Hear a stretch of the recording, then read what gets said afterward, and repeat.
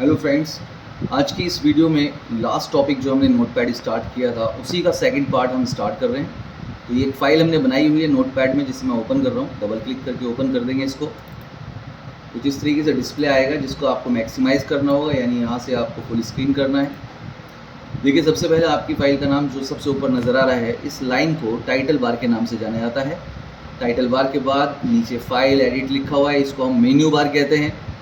और ये जो लाइन जो आप कर्सर के नाम से जानते हैं, अगर सवाल ये पूछा जाता है कि इस कर्सर को लाइन के लास्ट में लेकर जाएं, तो कीबोर्ड में आपको यूज़ करना पड़ता है एंड बटन को, अगर विदाउट माउस यूज़ करते हैं। तो अगर आपको सेंटेंस के शुरू में लाना है कर्सर, तो होम इस्तेमाल करेंगे। इसी तरीके से माउस का इस्तेमाल करना आसान हो जाता है किसी भी मैसेज को सिलेक्शन करने के लिए। बट विदाउट माउस अगर आपसे पूछा जाए कि क्या हम बिना माउस सिलेक्शन कर सकते हैं, वो भी सिंगल सेंटेंस, तो आपको बताना होगा कि शिफ्ट के साथ आप एंड यूज़ करिए। अगर कर्सर शुरू में है तो सिंगल सेंटेंस सिलेक्शन हो जाएगा। अगर कर्सर को आप लास्ट में रखते हैं तो आप शिफ्ट के साथ होम को यूज़ करेंगे, तो स्टार्टिंग तक आपका मैसेज सिलेक्ट हो जाता है। इसी तरीके से जब आपको पूरा सेंटेंस ना करके कोई एक वर्ड या एक से ज़्यादा वर्ड सिलेक्शन करने हो और वो भी कीबोर्ड से करना चाहते हैं, तो शिफ्ट के साथ कीबोर्ड में दिए गए एरो जो आप यूज़ करेंगे और जितना आप उसका इस्तेमाल करेंगे उतना ही मैसेज सिलेक्शन हो जाता है। ये तो होता है सिलेक्शन करना। एक आता है सवाल कि आपको पूरा मैसेज एक साथ सिलेक्शन करके दिखाना है। तो इसके देखिए दो तरीके हैं। अगर आपको कीबोर्ड से शॉर्टकट आती है तो आप कंट्रोल के साथ ए इस्तेमाल करेंगे ऑल सिलेक्शन के लिए, लेकिन जिन्हें शॉर्टकट नहीं आती है वो जाएंगे एडिट मेन्यू के अंदर। लास्ट वीडियो में हमने फाइल मेन्यू पूरा कंप्लीट करा दिया था। आज हम एडिट के बारे में सीखते हैं। तो देखिए, एडिट में आपको यहाँ लिखा हुआ नज़र आ जाएगा सेलेक्ट ऑल, और उसके आगे उसकी शॉर्टकट भी है जिससे ये सारा मैसेज सिलेक्ट हो जाता है। उसके बाद एडिट में लिखा हुआ है डिलीट, जिसका मतलब है कि जो भी आपने सिलेक्शन किया है वो डिलीट किया जा सकता है और शॉर्टकट में डेल का इस्तेमाल कर सकते हैं। अक्सर गलती से कुछ मैसेज डिलीट हो जाता है तो उसे तुरंत रिकवर करने का आसान तरीका है कीबोर्ड से कंट्रोल Z। अदरवाइज़ एडिट में जाकर देखें तो पहली कमांड अंडू लिखी है और उसकी शॉर्टकट है कंट्रोल Z, वापस मैसेज रिकवर हो जाएगा। लेकिन ये आपको तुरंत करना पड़ेगा। माउस से क्लिक करके सिलेक्शन हटा दीजिए ताकि वहाँ से वो मैसेज क्लियर दिखाई दे सके। उसके बाद अगला ऑप्शन इसमें देखते हैं। देखिए, कट लिखा हुआ है। कमांड कट हो या कॉपी, बिना सिलेक्शन के ये हाईलाइट नहीं होती हैं और आगे इनकी शॉर्टकट भी लिखी हुई है। जैसे कि आपको ये पहला वर्ड जो मैंने यहाँ तक इसको सिलेक्शन कर लिया है कीप तक, मुझे इसे शिफ्ट करना है यहाँ से, तो आपको करना है सिलेक्शन के बाद एडिट में जाकर कट, मैसेज यहाँ से कट हो जाएगा।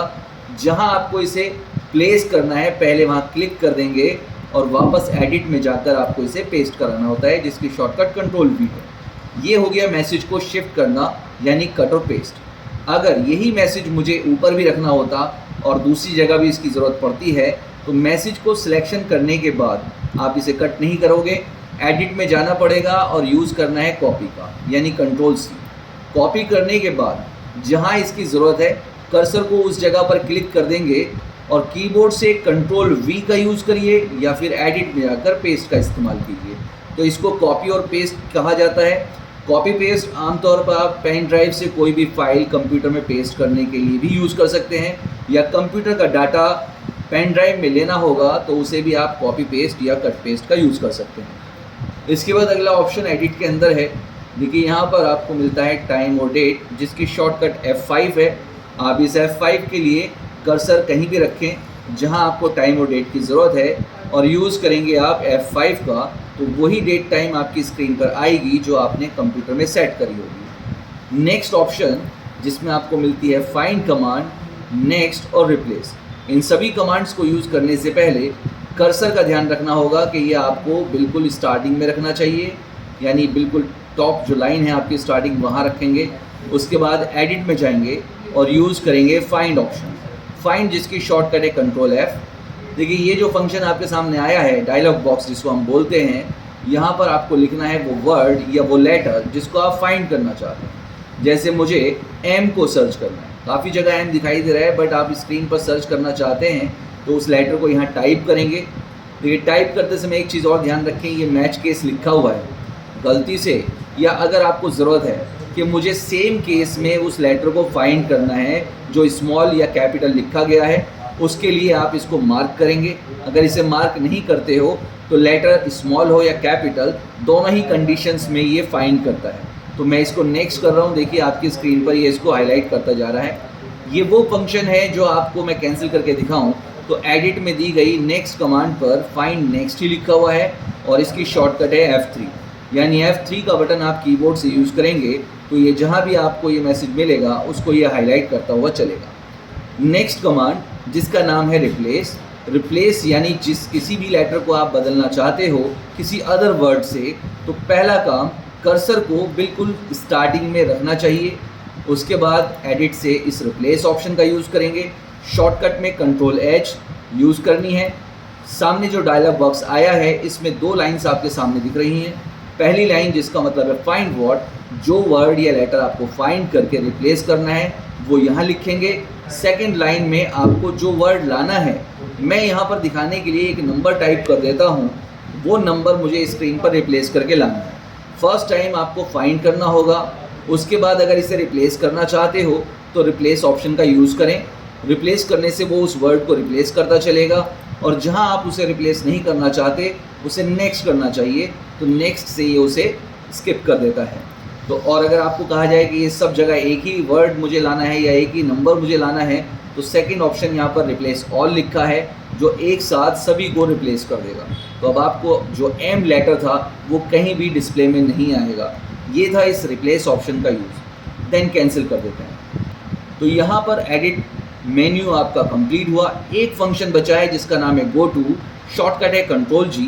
जब इसके बारे में सवाल किया जाए तो आप इसका जवाब देंगे किसी भी एक लाइन से किसी अदर लाइन पर जल्दी कर्सर को पहुंचाने के लिए Ctrl+G का इस्तेमाल करना चाहिए। लेकिन अगर ये कमांड जो कि अभी डिस्प्ले में आप देख रहे हैं अब डिसेबल है, यूज़ नहीं कर पा रहे हैं, तो आपको जाना होगा फॉर्मेट मेन्यू के अंदर। पहला ऑप्शन वर्ड रैप, अगर ये मार्क हुआ है तो सबसे पहले इसे ऑफ कर दीजिए। उसके बाद आपको कर्सर जिस जगह पर ले जाना है गो टू कमांड का इस्तेमाल कर सकते हैं। तो वर्ड रैप ऑप्शन को हटा करके ही इस कमांड का यूज़ करेंगे। मैं यहाँ किसी सेंटेंस को ब्रेक करना चाहता हूँ तो आप कर्सर रखकर एंटर करिए, सेंटेंस आपका ये ब्रेक होता चला जाएगा इस तरीके से। ये दिखाने के लिए मैं गो टू कमांड को करके दिखाऊंगा अभी आपको। देखिए मैंने सेंटेंस को यहाँ डिवाइड कर दिया है एक मल्टीपल लाइंस के अंदर। तो अभी आपसे अगर जवाब पूछा जाए कि कर्सर किस लाइन पर है तो शायद आप नहीं दे पाएंगे, बट जैसे ही आप अगर गो टू ऑप्शन को ओपन करते हैं तो लाइन का नंबर आपकी स्क्रीन पर डिस्प्ले हो चुका है जहां आपका कर्सर है। दूसरा, मैं जो भी नंबर यहां पर टाइप कर दूंगा और गो टू करूँगा तो कर्सर आपका उसी लाइन पर प्लेस हो जाएगा। ये है गो टू कमांड का यूज़। मगर याद रखें कि पहले आपको फॉर्मेट से वर्ड रैप ऑप्शन को हटाना पड़ेगा। दूसरा, उसी के नीचे लिखा हुआ है फ़ॉन्ट ऑप्शन, फ़ॉन्ट जिसमें जा कर के आप अपनी मर्ज़ी से राइटिंग सेलेक्ट कर सकते हो, उसकी स्टाइल चेंज कर सकते हो, उसके साइज़ को चेंज कर सकते हो। ये सब आपका फ़ॉन्ट फंक्शन में मिल जाता है। देखिए ओके करने के बाद डिस्प्ले चेंज हो चुका है। अगला मेन्यू है व्यू। व्यू में स्टेटस बार, ये कमांड भी अटैच है इसी वर्ड रैप ऑप्शन से। अभी आप देख सकते हैं कि ये हाईलाइट हो रही है, लेकिन जैसे ही आपने वर्ड रैप को सिलेक्ट कर लिया तो आप देख सकते हैं कि ये लॉक हो चुकी है। तो अगर आप इस कमांड को यूज़ करेंगे तो सबसे पहले आपको हटाना होगा वर्ड रैप को, और ये स्टेटस बार एक लाइन है जो बॉटम में टास्क बार के ऊपर डिस्प्ले हो जाती है। इस लाइन का काम भी यही होता है कि जहां आपका कर्सर होगा उस लाइन का नंबर यहां डिस्प्ले कर रहा है। मैं जिस लाइन पे क्लिक करूंगा आप देख सकते हैं लाइन का नंबर नीचे आपको डिस्प्ले में आ रहा है। ये है स्टेटस बार का काम, और स्टेटस बार आप यहां से ऑफ कर सकते हैं, तो फिर आप लाइन का नंबर भी नहीं बता सकते। नेक्स्ट ऑप्शन आता है हेल्प, जिसमें सबसे पहली कमांड है व्यू हेल्प, जिसके लिए आपको F1 यूज़ करना होता है। आपको कंप्यूटर में किसी भी प्रोग्राम में अगर हेल्प लेनी है तो आप F1 को यूज़ कर सकते हैं। इस तरीके से डिस्प्ले आएगा। जो भी सवाल आपको जानना है उस पर क्लिक करिए, आंसर आपके सामने होता है। नेक्स्ट कमांड, अगर आपको कंफर्म करना है कि आप कौन सी विंडो का यूज़ कर रहे हो तो अबाउट नोटपैड या अदर प्रोग्राम में भी अबाउट आउट मिल जाता है, तो ओपन करें और चेक कर सकते हैं कि विंडोज़ 7 जो कि एक ऑपरेटिंग सिस्टम है ये आपके सामने डिस्प्ले हो चुका है।